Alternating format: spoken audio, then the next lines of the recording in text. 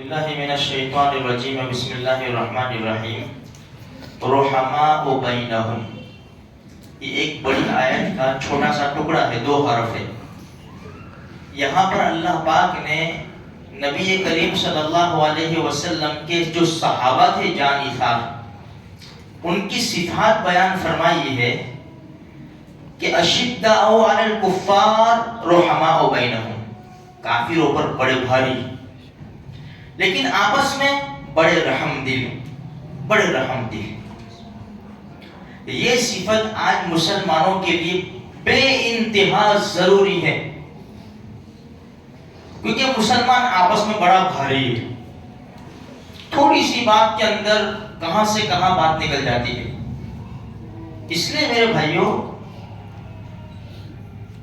آپس میں دشمنی، جھگڑے، بغض و عداوت، یہ اندر کی طاقت کو کمزور کرتی ہے اور دشمن کی طاقت کو مضبوط بنا دیتی ہے. جب تم اندر جھگڑو گے، ساری طاقتیں اندر ختم ہو جائے گی، دشمنیاں پیدا ہو جائے گی، رشتے ناطے ٹوٹ جائیں گے. اس لیے اپنے گھر سے شروع کرو میرے بھائیوں، گھر سے. دیکھو اللہ کے رسول صلی اللہ علیہ وسلم نے ارشاد کیا فرمایا؟ خیرکم لأہلہ وانا خیرکم لأہلی. تم میں سے سب سے بہتر وہ ہے کہ جو اپنے گھر والوں کے ساتھ اچھا سلوک کرے. اور اللہ کے رسول نے پریکٹیکل کر کے بتایا، میں تم میں سب سے بہتر ہوں اپنے گھر والوں کے ساتھ سلوک کرنے میں. ہمارے نبی نے صرف بتایا نہیں، صرف بولا نہیں، بلکہ کر کے بتایا ہے. ہمارے نبی نے 11 شادیاں کی ہے، اپنی 4 بچیاں تھی. 3 بچوں کا تو دنیا میں ہی یعنی بچپن میں ہی ان لوگوں نے پردہ فرمایا، بڑے اخلاق کے ساتھ. حضرت انس رضی اللہ تعالیٰ عنہ 10 سال خدمت کی، لیکن کیا کہتے ہیں وہ خود، 10 سال اللہ کے رسول کی خدمت کی، نہ کبھی مارا، نہ ڈانٹا، نہ ڈپٹا.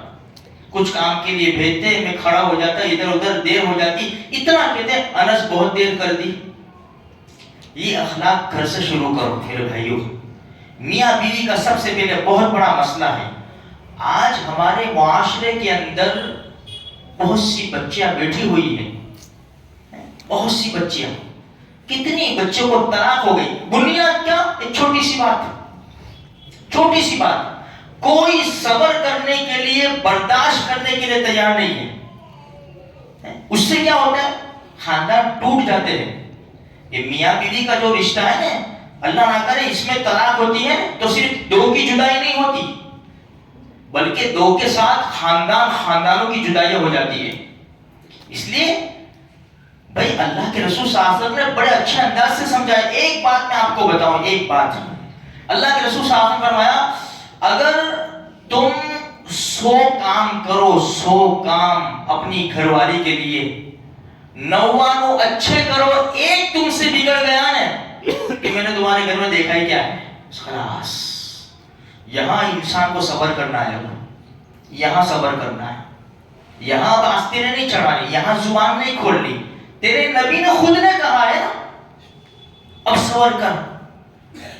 اپنے وہاں جو جھگڑے ہوتے ہیں، اچھا پھر ماننے کے لیے بھی تیار نہیں. کتنی میٹنگیں ہوتی ہے، سمجھایا جاتا ہے، ارے بھائی کون سے خاندان کے، کون سے رئیس خاندان کے ہو گئے، کون سے بڑے باپ کی اولاد ہو گئی ہو. من تواضع للہ رفعہ اللہ. جھگڑے تو سب جگہ ہوتے ہیں، برتن ساتھ میں ہوں گے تو کھکریں گے، ٹوٹنے نہیں چاہیے. جھک جاؤ. من تواضع للہ رفعہ اللہ. جو اللہ کے لیے جھکے گا نا، اللہ اس کو بلند کرے گا. اللہ کے رسول صلی اللہ علیہ وسلم ایک مرتبہ اپنی چہیتی بیٹی فاطمہ الزہرا رضی اللہ تعالی عنہ، اپنے جگر کا ٹکڑا، ان کے گھر تشریف لائے. اداس بیٹھی ہوئی تھی. فاطمہ علی کہاں ہے؟ اور ماں تھوڑی سی گڑبڑ ہو گئی ہے، وہ گھر سے نکل کے چلے گئے. اللہ کے رسول صلی اللہ علیہ وسلم نے گھر سے باہر قدم رکھا، سمجھے کہ کہاں گئے ہوں گے، مسجد میں تشریف لے گئے فوراً. تو حضرت علی سے مٹی تھی، سوئے پڑے تھے. اللہ کے رسول نے ایک جملہ بولا، یا ابا تراب، او مٹی کے بابا. مٹی سب بدن کے اوپر لگی تھی. ہمارے نبی کو دیکھا نا، جلدی کھڑے ہو گئے. ایک تو نبی، ایک خسر. آج کا جو جمائی ہے نا وہ خسر بیچارہ خسر ہی پہلے تو ڈرے گا. سمجھ میں آئی نہیں؟ ایک تو بچی دی اور پھر ڈیمانڈ. 20 سال پال کر بچی تمہارے قبضے میں دے دی، اب سب کچھ اس کی ساری ضرورتیں تمہارے اوپر ہے.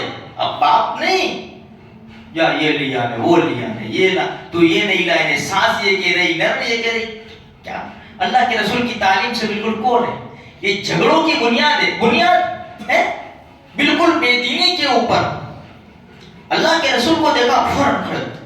ہمارے نبی نے مٹی صاف کی.